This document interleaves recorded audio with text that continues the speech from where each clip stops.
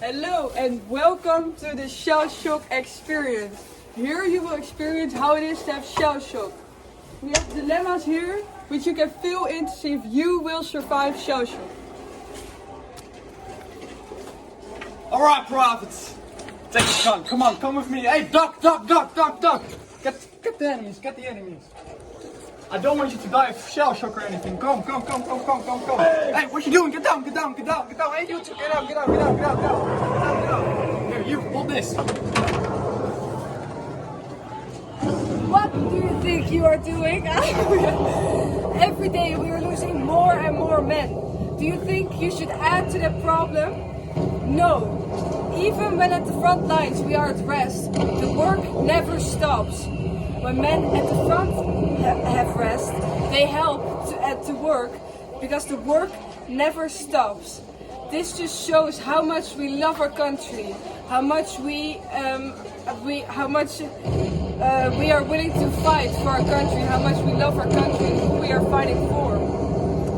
Today I saw a man who was having a difficult time, staring at a picture of his family. I remembered him of what we are and what we are fighting for, who we are fighting for most of all. And he got up and got back to work again. Do you think that after hearing this you should give up on fighting? No. That's why I despise soldiers like you, who give up because they are scared of a few little bombs. Our goal is to fight together against a shared goal. And you dare to say that you will not contribute? Get over your little fear and stop being such a coward. It's not so difficult to put your hands over your ears and get back to work. And what would you do? Would you stay here and fight at the trenches for a shared goal instead of seeing a doctor? And remember, don't give in to your weaknesses, but the choice is yours. Good evening. Do you aspire to receive my aid? Like the other soldiers, with the price already paid? A soldier like you wrote a poem to me to help me understand their illness. Stones. Lungs that were filled with laughter now struggle to blow out a single breath. Eyes that had an energetic view on their environment now only see the sorrow of their soul. Feet that felt the freshness of the soil beneath them now dispute if they will ever promenade at all. One foot in front of the other on a cold stone floor. Yet it feels like my feet are drowning in quicksand. How can I get help if I cannot reach the door? My limbs are sticks that are unable to bend. Encouragement is what I desire. Disappointment is what I acquire. With my feet battling to take a single step, feeling like I'm marching on a meager wire, whilst a massive rock is being taped to my forehead. Ghosts of my acquaintances sitting beside me on my bed, whispering in my ear words that out loud could never be said. Am I broken? Will I be fixed? Or will my bones forever be mixed? I will admit, it was a delightful attempt to make me feel pity for him, but I do not believe this nonsense. Shell shock is not a disease. Diseases are physical. How can I help him walk if there's no broken bone for me to repair?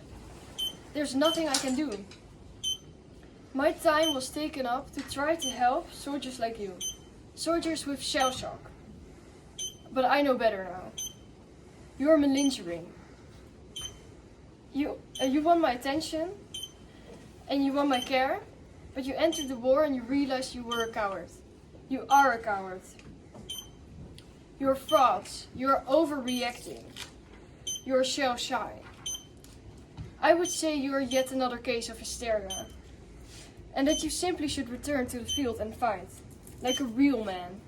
However, if I send you back to the trenches, like this, you might become a pain in the neck for a country.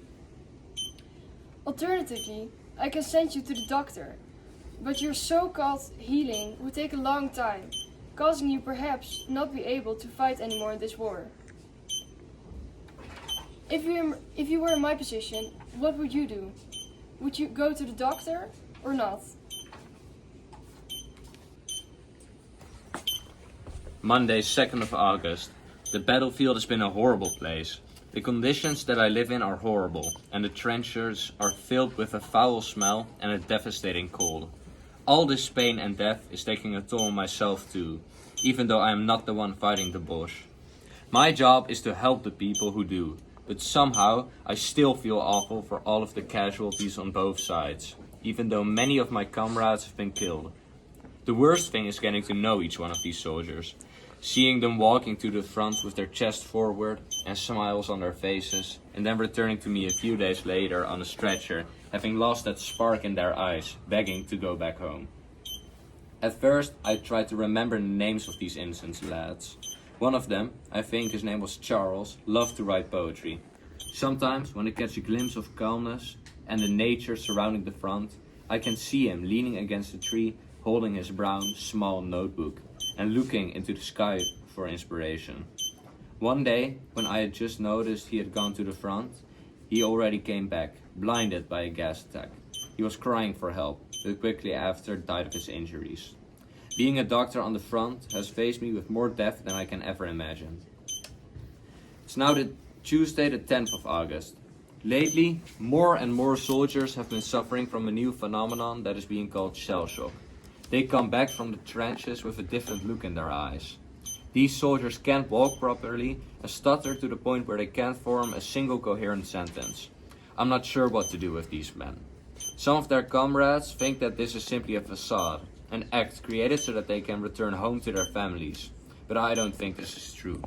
They are being bullied and cursed by their fellow soldiers, and I even saw one of them beaten and scolded repeatedly by one of our generals.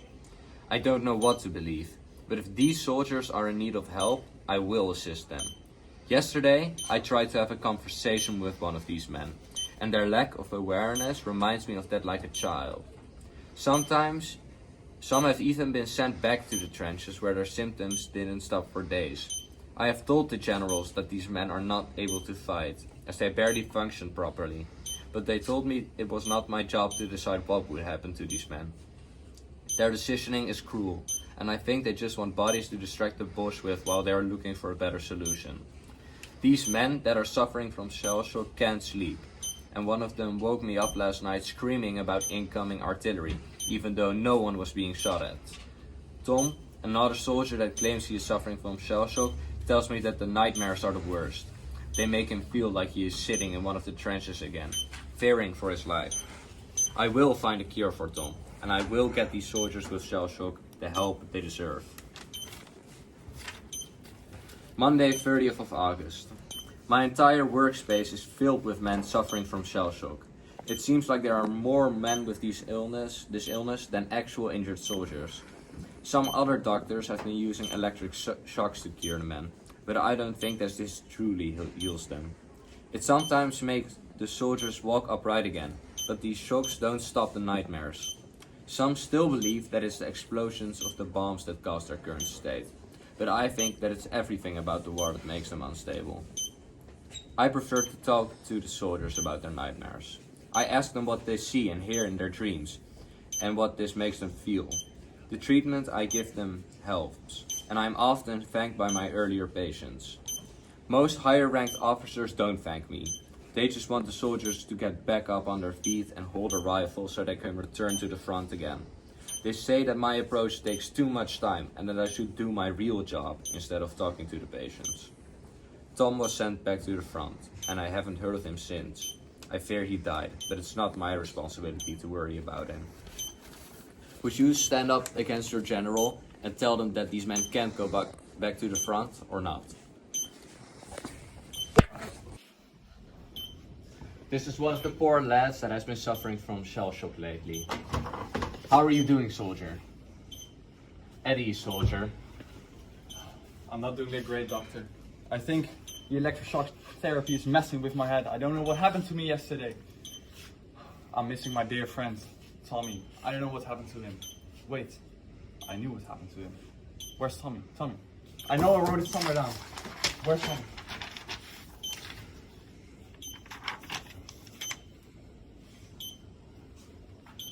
Where's Tom? Tom. I had a friend Tommy. We were always walking next to each other, but not anymore. They said bullets were the only thing that were going to be flying over our heads. I can only remember the fierce volume of the airplane engine. Tommy is gone now. Tommy is gone now. Diary, what are you saying? What are you saying? Diary. Calm down, soldier, calm down. What? It's not real, calm down, sit down. Right.